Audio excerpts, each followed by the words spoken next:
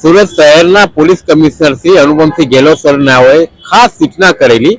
કે સુરત શહેરમાં પ્રતિબંધિત વિસ્તાર સમય દરમિયાન મોટાભાગના ભારે હેવી વ્હીકલો પ્રવેશે છે, જેના લીધે ફેટલ જેવા ક્યાં તો ગંભીર પ્રકારના અકસ્માત બને છે। આવો જ એક બનાવ ગઈકાલે આરઆર મોલ પાસે બનેલો અને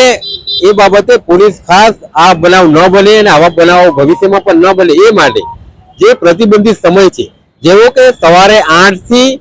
બપોરના 1 વાગ્યા સુધી અને સાંજે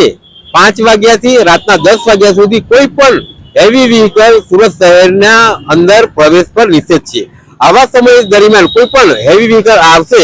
તો એને અમે ડિટેન કરીએ છીએ, તેમજ તેને આરટીઓ મેમો આપી એની પાસે દંડ વસૂલવાની પણ કાર્ય કરીએ છીએ અને આ જે પ્રતિબંધિત સમય દરમિયાન જે આ વ્હીકલ લઈને આવ્યા છે તેને અમે જાહેરનામા ભંગ બદલ એના વિરુદ્ધ એફઆઈઆર કરી દંડાત્મક કાર્યવાહી કરીએ છીએ, જેથી કરી એને કોર્ટમાં પણ એના વિરુદ્ધ ચાર્જશીટ કરવામાં આવે છે। જેથી કરીને મેઇન ઉદ્દેશ એ છે કે આવા પ્રકારના જે હેવી વ્હીકલો સિટીમાં પ્રવેશે છે, જેના લીધે અકસ્માતો થાય છે, એ અકસ્માતોમાં ઘટાડો લાવી શકાય અને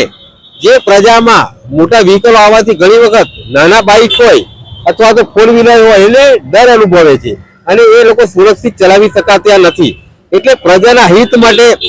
આવા વ્હીકલો ન પ્રવેશે એ માટેનું ખાસ તકેદારી રાખી હાલ ડ્રાઈવ રાખેલી છે। એમાં દરેક સુરત શહેરના નાકે કે જ્યાંથી હેવી વ્હીકલો પ્રવેશે છે એવા નાકા ઉપર પોલીસના માણસો ગોઠવ્યા છે અને આવા વ્હીકલો પર સખત કાયદેસરની કાર્યવાહી કરવામાં આવી રહેલ છે। હાલ અમે 102 જેટલા વ્હીકલો અમે જપ્ત કરેલા છે અને અમુક પર એફઆઈઆર કરવાની પણ કાર્યવાહી ચાલુ છે।